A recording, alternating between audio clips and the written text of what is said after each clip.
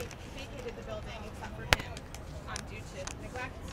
Things like the foundation were starting to fall apart. There started to be holes in the ceiling. What he ended up doing is putting umbrellas, stop the rain from getting everything wet, but not really long-term. Very sustainable. Not very sustainable in a way. But anyway, so when he moved in 1972, that's kind of what everyone was living in. Right behind this building, on Eldridge, was a vacant lot. A building had collapsed, and one day he was looking out and saw a mother watching her children in this pretty much trash heap playing. And he thought to himself, this is really no way to raise a family. And so at that point in time, he decided to start a garden. And he decided to start a garden for the children, but also for this community. Specifically, everyone had abandoned everything. There were really no places to shop for food.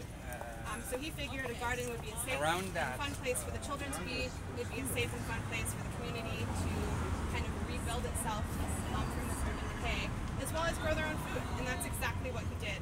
So since the garden is no longer, I have, this is a Save the Garden type party before the demolition, but this is what the Garden of Eden, which is what he named it, originally looked like. And so it started very, very small. Psychedelic garden party. Yeah. Well, you have to remember it was the 70s and 80s. But how he ended up creating the garden was he made it in perfectly concentric circles around a yin-yang symbol. And with each day, he pretty much grew the circles out and out and out. And what ended up happening is the roots of all of the plants took down the buildings around it. So by the end, he had 15,000 square feet of space in the garden, and across 5 different plots. So basically, the building was inhabited, but this building was gone, that building was gone, and everything behind it, all the way between, like, pretty much, yeah, 15,000 square feet was just a garden.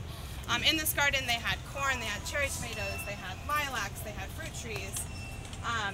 It was commonly thought at that time that you needed 3 feet to grow edible corn.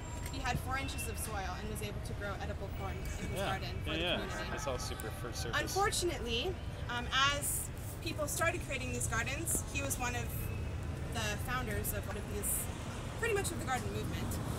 But as more of these started popping in the neighborhood, the city came back in and said, you know what, people are actually coming there now. It's looking a little nicer. You know what, we have thousands and thousands of displaced people who are low income. We need to start building low income housing. So what they started doing is evicting people from the spaces. So unfortunately in 1985, a federal district judge stated, which is very unfortunate, that the garden provided no use for anybody except for Adam Purple himself, which was clearly not true. 15,000 square feet of garden that was pretty much supplying all the food for the community was then bulldozed, which he watched from his window, January of 1986.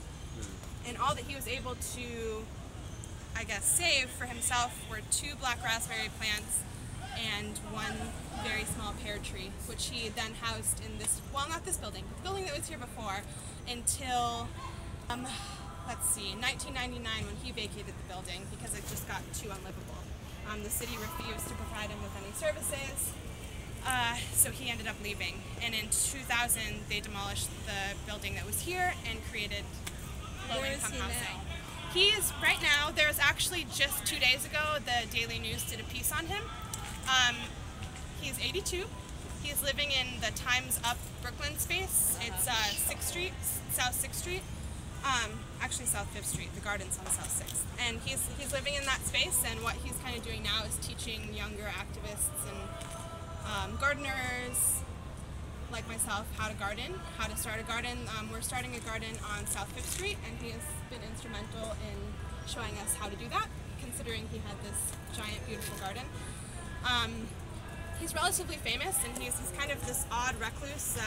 I've read some of he's a good friend of mine, and I've read some of his diaries, and on one page it'll say, dig 6 holes to plant 6 seedlings in the yard, ride bike to Central Park to get manure to create compost, And then the next day it'll say interview with National Geographic, and then the next day it'll say like interview with Regis Philbin, and then the next day he'll say, you know, clean third floor. It's just, it goes from like, you know, taking shit out of a park to bring it down and make manure, to the next day, you know, talking with National Geographic about doing a spread on the garden, which they did. So he's a very interesting character. But now, yeah, he's, I guess, kind of squatting out of the space. We're letting him stay there, but he's not paying anything.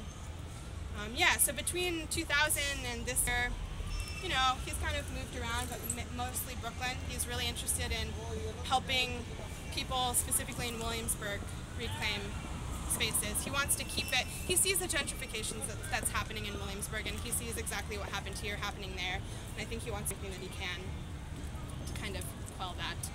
So that's where he is right now, and that's where he's doing. And if anyone wants to look at this a little bit more, just let me know. It's literally in my back pocket. And so are there any other questions? Yeah, where are we going next? My friend is going to meet up with us. 156 Rivington.